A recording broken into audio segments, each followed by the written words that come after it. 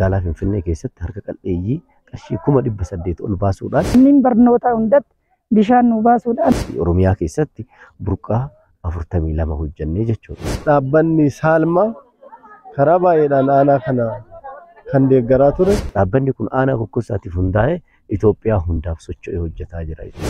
Dubartii abbaa manaa hin qabne, daa'imman abbaa hin qabne horii dhaltii bitanii kennuudhaan qarshii 92 hin gaha jechuudha nama galaati. Midhaan bitanii kennuudhaan, zayita kennuudhaan, ka hoolaa hin qabne hoolaa kennuudhaan, ka uffata hin qabneen uffata uffisuudhaan. Baasii Qaxarii, baasii Turkii, baasota Suudii, baasota warra mana hin qabneef manni ijaaramaa turee jira. Deeggarsa biyya Qaxarii irraa argame uummata kanallee ilaaluu qabna.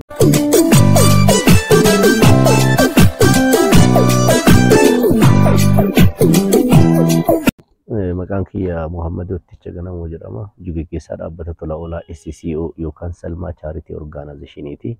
Sababni iddoo kanatti argamne adda nama 80 kenninee jirra. Guyyaa kaleessaa ganda dikii irratti kennaa oollee addas asitti kennaa jirra.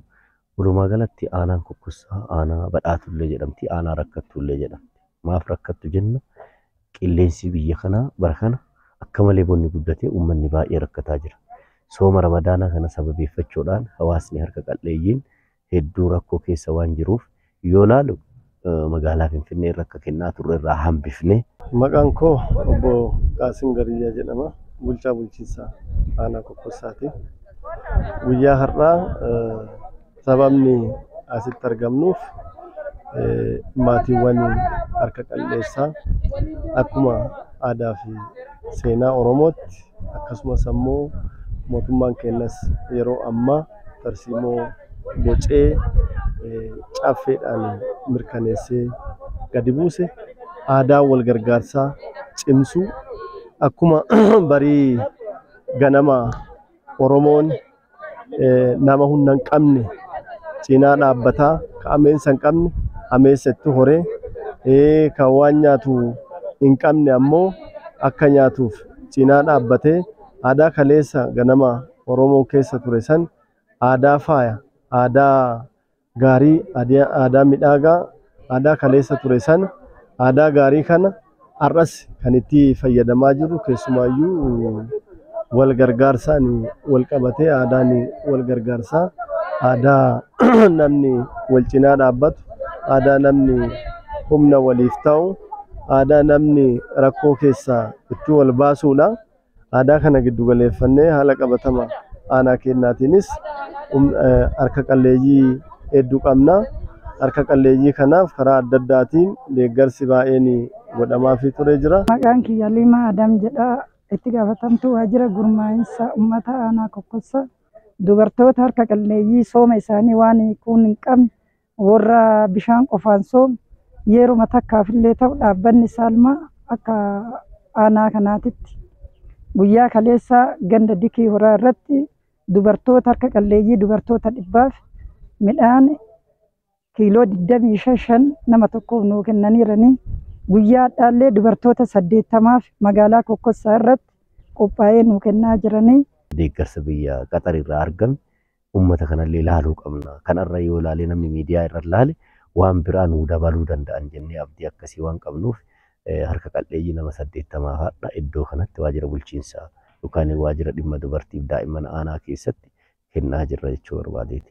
Waliigala aanaa kokkosaa keessatti bishaan dhugaatii hojjechaa turree jirra.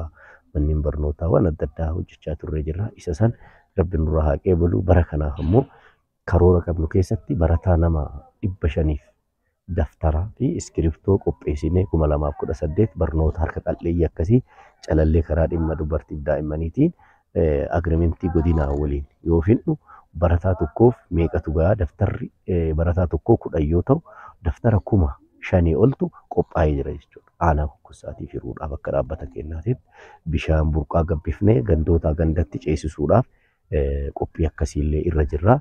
Waliigalaan kan bardeen gaddaa bara 2010 jala dalagame gabaafamee dhumateera waan ta'eef kabara kanaa waan kana laallata.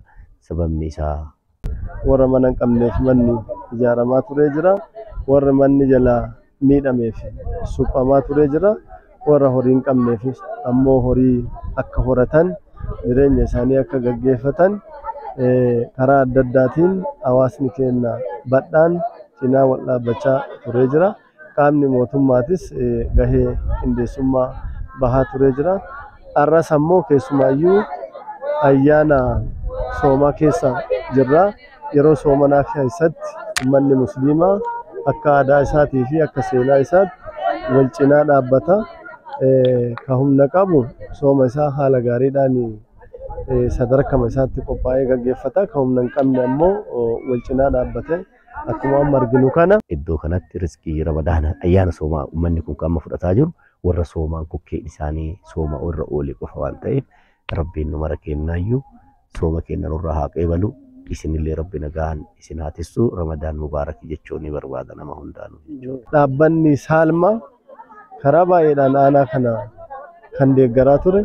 Har'a sammuu midhaan fuuldura keenyatti arginu kana namoota harka qalleeyyiidhaaf kan deeggaraa jiru ta'uu isaati. Kanaaf warri deeggaramaa jiranis namni gaafa harka qadhummaadhaaf saaxilame deeggaramuun akkuma jirutti ta'eeti har'a deeggaramaa boroo ammoo aadaa hojii isaanii cimsatanii of danda'aniiti rakkoo amma keessa jiran kana keessa bahuu akka qaban ergaa dabarsaati. Uummanni baay'een harka qalleessa waan ta'eef deeggarsa yeroo baay'ee deddeebi'ee kan fidu dhaabbata Saalmaa baay'ee galateeffadha. Dubartii abbaa manaa hin qabne, daa'imman abbaa hin qabne horii dhaltii bitanii kennuudhaan, midhaan bitanii kennuudhaan, zayita kennuudhaan, ka hoolaa hin qabne hoolaa kennuudhaan, ka uffata hin qabneen uffata uffisuudhaan. Nama tokkoof qarshii 1,200 yoo ta'u, gara qarshii 82,000 dhufa jechuudha. 82,092 dhufa jechuudha. Gatiin midhaan kanaa jechuudha. Kun dibooraadhaa boqqollaa haa ta'u malee dibooraadhaa qoratamee kabahe qulqulluu midhaaniiti jechuudha. Akkuma armaa isaanii irra jiru boqqollaa gabaa keessaa bitamu oduun taane kan qoratamee seeraan daakkamee dhufee nama tokkooyyuu. Baay'ee aanaa kanaa miti akka Itoophiyaatti deeggarsa harka qalleeyyiif kan dhaabatan waan ta'u karama kanaan isaanillee galatoonfata. Dhaabbanni kun yeroo hundaa ka ummataati aantummaa ummataati dhoqqeen jedhu rooban jedhu keessattuu manneen barnootaa keessa daa'imman burqaa dhaqanii laga dhugaa turan asiin tura. Amma manneen barnootaa hundatti bishaan nu baasuudhaan qarshii 92,000 hin gaha jechuudha nama galaati. Dhaabbanni keenya kan hundeeffame bara 2012 yommuu ta'u kan hundeeffame magaalaa Finfinnee keessatti ijoollee aanaa kokkossaatiin hundeeffame dhaabbanni Saalmaadha. Ilmaan aanaa kokkossaa rakkoo aanaa kanaaf furra jedhanii yoo itti galan rakkoon aanaa kokkossaa qofa osoo hin taane akka Itoophiyaatittuu rakkoon bal'aa waan ta'eef Itoophiyaa bal'aa keessa socho'aa jira. Ka hundeessanis boordii qaba. Boordii nama 5tiif hundeessaa nama 7 qaba. Waliigalaan nama 12 hundaa'e jechuudha dhaabbanni kun. Amma dhaabbanni kun hundaa'etti bara kana yoo laallu reeshoo isaa kana yoo laallee jennu Oromiyaa keessatti bishaan 164 handi daagweelii jechuun handi paampii akka kun amma waajjira bulchiinsaa kana keessa jiruu fi burqaa aanaa kana keessatti Oromiyaa keessatti burqaa 42 hojjannee jechuudha. Guraagee keessatti bishaan handi daagweelii 120 yoo ta'u burqaa 30 hojjannee jechuudha. Silxee keessatti handi daagweelii 180 hojjete dhaabbanni kun.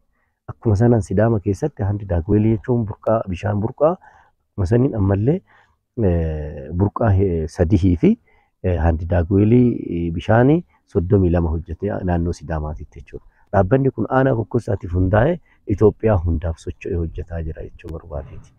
Kanaaf amma yoo ilaallu dhaabbata warra aanaa kokkossaa qofa jedhee namni yaalullee hin jiru. Kan aanaa odoo hin taane kan Itoophiyaa muluu ta'ee jira jechuudha. Bara kan akka godinaatitti hojii hojjeteen akka godina Arsii Lixaatitti dhaabbata sadaffaa bahee badhaafame jechuudha dhaabbanni kun. Dhaabbileen dura dursoo waajjira maamaadaa Oromiyaatiif waajjira maamaadaa godinaalee keessattuu godina Arsii Lixaa akkasumaan waajjira Aksoo federaalaa warra mootummaarraa jechuudha. Dhaabbileen biraa kan waliin hojjennu dhaabaa CDA, Yassirlana, Najjaashii, Yimmalakkatanyaal, Imbaasii Qaxarii, Imbaasii Turkii, Imbaasota Suudii, Imbaasota kanaa waliin hojjetaa dhaabbanni kun jechuudha. Harkaan dhaabbanni kun hundisaatu hurjii qulqullummaa isaa argee bara kana magaalaa Finfinnee keessatti harka qal'eeyyii qarshii 800 ol baasuudhaan magaalaa Finfinneetti hawaasa magaalaa kutaa bulchiinsa magaalaa Gullalleetitti waan hedduu godheefii jira imbaasii qoxariirraa kanneen galateeffachuu qabna dhaabbilee nu waliin ta'anii nu jajjabeessanii lafee dugdaa nuu ta'an lafee wirtuu jechuudha. Daa'imman rakkoo keessaa ba'anii bishaan qulqulluu dhugaa mana barnootaa san keessatti barfannaa malee mana barnootaa dhiisanii ba'anii bishaan kana barbaaduuf barnoonni irra taraa ture. Amma sababa dhaabbata Saalmaatiin bishaan gahaa argatanii manneen barnootaa keessatti bishaan fayyadamaa jiru. Bira darbee daa'imman harka qalleeyyii daftara ammas ufafotti daftara gaafannee jirra. Aanaa kanatti harkuma qalleessa kanaaf daa'imman isaanii barsiifachuu waan hin dandeenyeef dhaabbata kana ufafotti illee akka nu deeggaru daa'imman harka qalleeyyii daftaraa fi uffata yuunifoormii akka nu deeggaran asumaan gaafadhaa ulfaadhaa galatoomaa isiniin jedha. Dhaabbata Saalmaa karaa kanaan hawaasa keenya cinaa dhaabbatee deeggarsa godheef maqaa kootii fi maqaa bulchiinsa aanaa Kokkossaatiin galata galchuu fi barbaanna galatooma jenna.